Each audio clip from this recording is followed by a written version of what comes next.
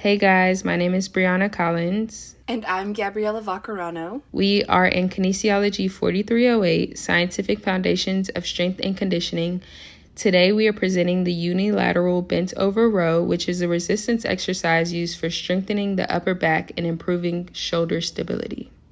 The primary muscles that are targeted are the latissimus dorsi, rhomboids, and middle trapezius. The secondary muscles include the posterior deltoid, teres major, biceps brachii, and the brachialis. Also, core stabilizers as in the erector spina and obliques are also involved. The core stabilizers help maintain trunk alignment during the unilateral row. Starting off, stand with your feet shoulder width apart while holding the dumbbell in one hand. Bend forward at the hips, keeping your spine straight and your core engaged. Your torso should be parallel with the floor and your non-working hand can rest on the bench. From this position, allow the working arm to extend downward fully. To initiate the row, pull your elbow up and back towards your hip, keeping it close to your body.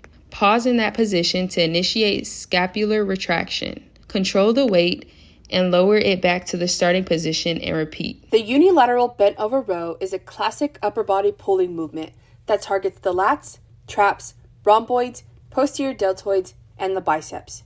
According to the NSCA technique guide, the exercise starts with one knee and one hand placed on a bench, keeping your torso angled about 30 degrees.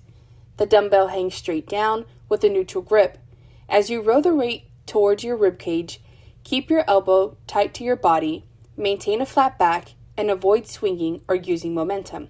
Lower the dumbbell slowly to stay in control. This setup helps isolate the upper back muscles while minimizing unwanted stress on the lower back. A 2021 electromyography study compared 4 bent over row variations, bench supported and standing, each performed with either a narrow or a wide elbow position. And here's what they found. Standing rows created the highest activation of the lower back muscles because your trunk has to stabilize against gravity the entire time. Bench-supported rows, on the other hand, significantly reduce lumbar activation while still producing strong activation of the upper back muscles, especially the posterior deltoid and upper trapezius.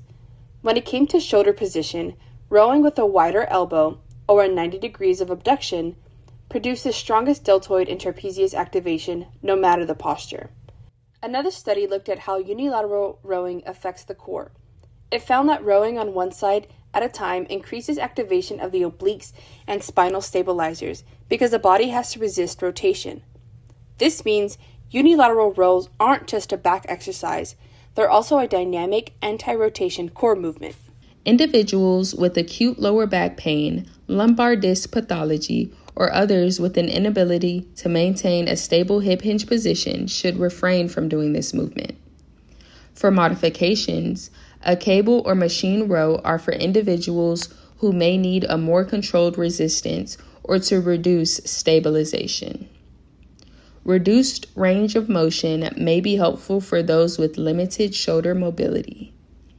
A supported row can be done by using a bench for chest or hand support to reduce lumbar demand. Lastly, lighter weights or resistance bands can be utilized for older adults or early rehabilitation phases. Rehabilitation is particularly for shoulder stability, scapular strengthening, and correcting postural imbalances.